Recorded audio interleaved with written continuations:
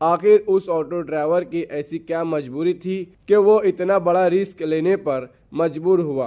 Malegaon Agar road पर फिर लगा भारी ट्रैफिक जाम। ऑटो रिक्शा वालों का अफरा तफरी भरा रवैया। हमेशा की तरह 8 नवंबर को भी तकरीबन शाम 6:30 से 7 बजे के दरमियान सुपरमार्केट से लेकर ताज मॉल तक भारी ट्रैफिक देखा गया। आगर रोड पर लगी हुई दुकानें और उनके सामने खड़ी मोटरसाइकिल ने ट्रैफिक को और ज्यादा परेशानी में डाल दिया।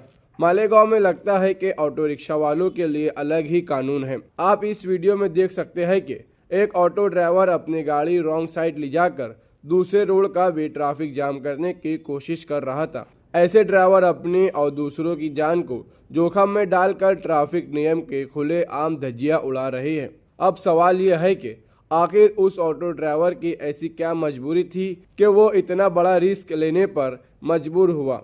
मालेगांव में ट्रैफिक सिस्टम को सुधारने के लिए ट्रैफिक पुलिस को सख्त कदम उठाना जरूरी है, वरना ऐसे मंजर हर शाम आम बात बनते जा रहे हैं।